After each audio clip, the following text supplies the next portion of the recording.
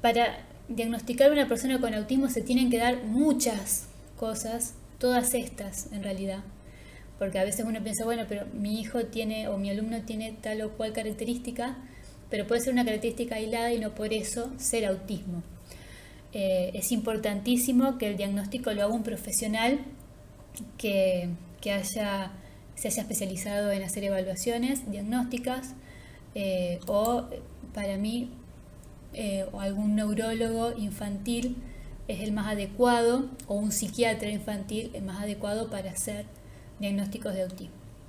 Pero cualquier profesional lo puede hacer, psicólogo, psicopedagogo, que haga la especialización en evaluaciones diagnósticas de ADOS, por ejemplo, puede diagnosticar autismo.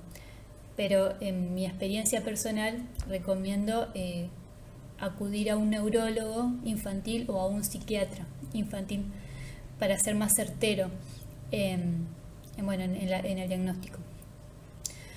En un estudio de Ligman, Nieto, Libby, Wing y Gould, el 90% de las personas con autismo de entre 32 meses y 38 años que participaron en el mismo presentaban algún tipo de peculiaridad sensorial que afectaba con frecuencia más de una modalidad y fundamentalmente a los estímulos auditivos y táctiles frente a los visuales y olfativos.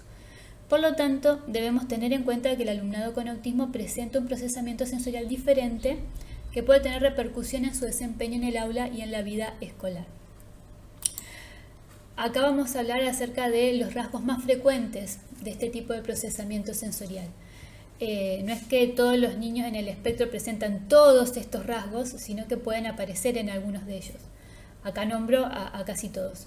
Primero es la percepción literal, niños que le cuesta entender cuando uno se le habla de forma abstracta o metafórica, necesitan que uno le hable de forma literal, concreto, con pocas palabras.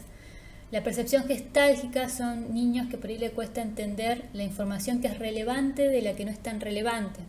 Por ejemplo, un niño neurotípico, si está en un aula, si hay mucho barullo, mucho desorden, pero la profe está pidiendo silencio, sabe que su atención tiene que ir a la profe.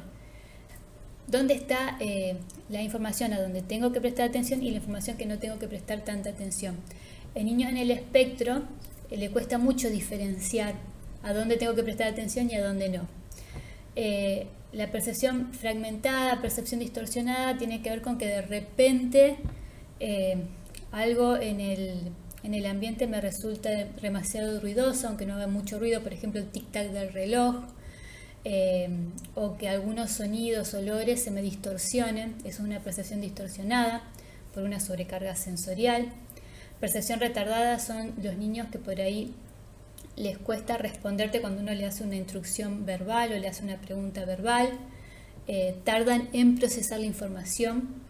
Hay una persona adulta que comenta que cuando le hablan con muchas palabras le cuesta entender lo que le están queriendo decir, necesita que le hablen de forma lo más literal y corto posible para poder procesar la información. Y hay muchos niños en el espectro que les pasa eso. Por eso siempre se habla de que es importante que a los niños en el espectro se le hable de forma literal y con palabras simples y lo más sencillo posible. Después está la inconsistencia de la percepción incoherente a estímulos sensoriales, hipersensibilidad o hiposensibilidad, que es lo que hablábamos más adelante. La hipersensibilidad es la sensibilidad aguda, intensa o excesiva, y la hiposensibilidad es sensibilidad por debajo del nivel de lo habitual. Que la hiposensibilidad es algo que por ahí no se habla tanto en autismo y que muchos niños en el espectro presentan hiposensibilidad. Y la hiper e hiposensibilidad se puede ver en todos los sentidos. Por ejemplo, la hipersensibilidad auditiva es, por ejemplo, una reacción ansiógena al sonido del timbre escolar, pero también está la hiposensibilidad auditiva, que es la necesidad de estimulación auditiva. La hipersensibilidad visual, que son niños que rechazan el contacto visual, cierran los ojos ante luces brillantes. Y la hiposensibilidad es que niños que le atraen la luz fluorescente, los reflejos. La hipersensibilidad táctil, que evitan el contacto, no toleran la ropa nueva, no toleran estar sucio. Y la hiposensibilidad, que son niños que les gusta la presión de objetos pesados, juegos bruscos, volteretas.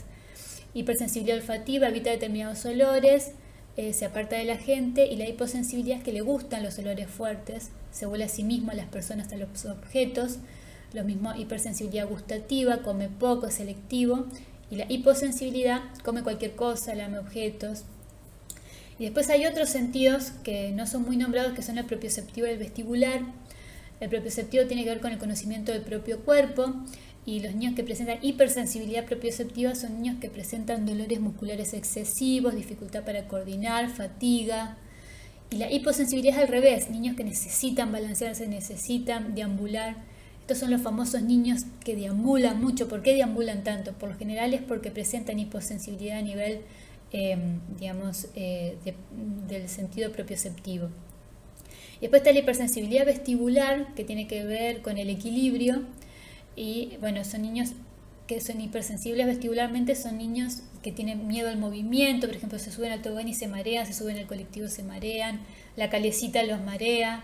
Y los niños hiposensibles, que son niños que quieren hamaca, balancearse, calecita, que necesitan el movimiento. Miren cuánta información que hay, que muchas veces uno relaciona el autismo como bueno, es hipersensible auditivo, hipersensible táctil. En realidad las dificultades sensoriales se presentan de muchas maneras.